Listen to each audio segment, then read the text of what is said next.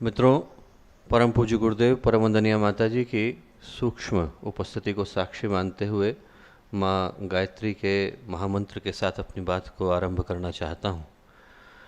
माँ गायत्री का महामंत्र हमें उस परब्रह्म परमेश्वर और परमात्मा से जोड़ने का मंत्र है जो इस सृष्टि के कण कण में, अणु अणु में एक एक अंश के अंदर विद्यमान है, पर अपनी आँखों की सीमितता के कारण उनको देखने से हम लोग वंचित रह जाते हैं।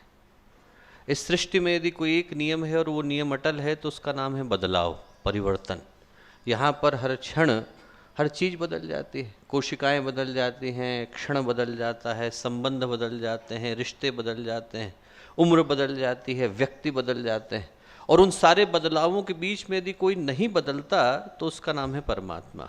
सब कुछ बदल रहा है, पर जो एक चीज़ है जो इस सृष्टि के आदि से पहले और अब तक अहर्निश बिना किसी परिवर्तन के, बिना किसी एक भी बदलाव के शाश्वत रूप से चली आ रही है, तो उस सत्ता का नाम परमात्मा है। और उस परमात्मा से जुड़ने का जो माध्यम है, अपने मूल उद्गम तक पहुंचने का जो माध्यम है, अपने आदि से जुड़ जाने का जो माध्यम है, वो गायत्री मंत्र है। और जुड़ने के लिए जिस भाव की आवश्यकता होती है वो संदेश गायत्री का मंत्र देता है निरहंकारिता के रूप में। अहंकार न हो, जो भी कुछ घट रहा है, जो भी कुछ हो रहा है जीवन में, अच्छा है, बुरा है, क्रोध है, करुणा है, कृपा है, कोप है, उन सब के पीछे यदि कोई एक शक्ति विराजमान है तो उसका नाम परमात्मा है। हम लोग करने का माध्यम मात्र बनते हैं, यंत्र मात्र बनते हैं, बाकी शक्ति एक ही काम करती है।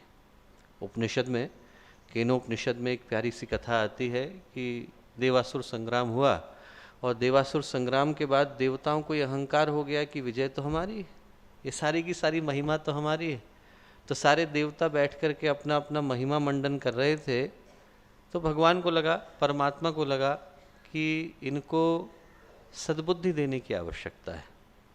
तो भगवान एक दिव्य यक्ष बनकर उनके सामने प्रकट हुए और उनका तेज इतना था कि देवता भयभीत हो गए। तो देवता भयभीत हुए तो उन्हें आपस में चर्चा करी कि जाकर के पता लगाया जाए कि ये व्यक्ति कौन है, ये यक्ष जो सामने आकर के खड़ा हो गया है, जिसका प्रकाश हम लोग सहन भी नहीं कर पा रहे हैं, ये कौन है। तो उनने अग्निदेव से कहा कि आप जरा पता करके आइए। तो अग्निदेव गए और यक्ष से बोले कि आप कौन है, अपना परिचय दीजिए। यक्ष ने कहा कि मैं बाद में दूंगा, पहले आप अपना परिचय दीजिए। अग्निदेव बोले कि मुझे जात वेदा कहते हैं।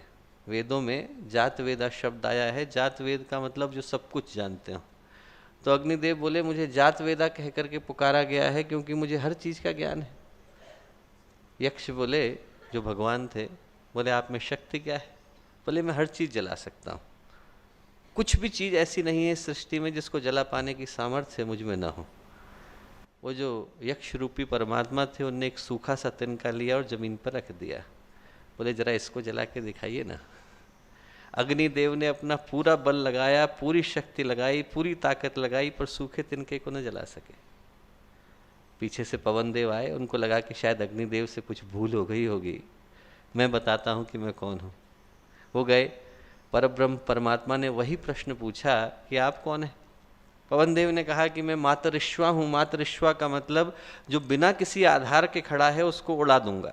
यदि कोई आधार नहीं है तो उसको उड़ा करके ले जाने की सामर्थ्य मेरे अंदर है, ऐसा पवन देव बोले। यक्ष बोले जरा इस तिनके को तो उड़ा के दिखाइए। पूरी शक्ति लगा दी वायुदेव ने, पूरी शक्ति लगा दी पवन ने, पूरी शक्ति लगा दी, पर उस तिनके को हिला न सके। इससे पहले कि देवता ये सोचते और समझते कि वो कौन है, भगवान अंतर ध्यान हो गए।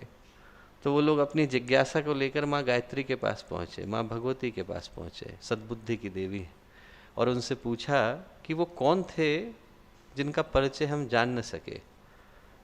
तो माँ गायत्री बोली, माँ भगवती बोली कि तुम लोग दुर्भाग्यशाली भी हो और सौभाग्यशाली भी हो।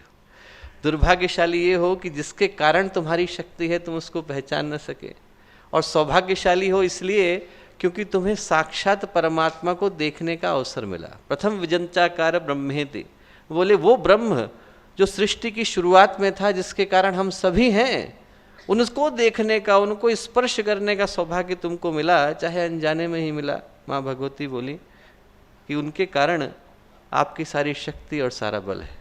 बोले उनसे जुड़ो। उनसे जुड़ने का जो माध्यम है वो गायत्री मंत्र है। गायत्री मंत्र के पीछे का भाव यही है दोस्तों, यदि हम लोग विनम्रता के साथ इस बात को स्वीकार कर सकें कि हम लोग असमर्थ हैं और सर्वसमर्थ तो एक ही है, उसका नाम परमात्मा है। यदि कोई गायत्री मंत्र की शिक्षाओं को सही से आत्मसात करता है तो इस बात को महसूस करता है, उसको अपनी असमर्थता का और परमात्मा की सर्वसमर्थता का बोध हो जाता है।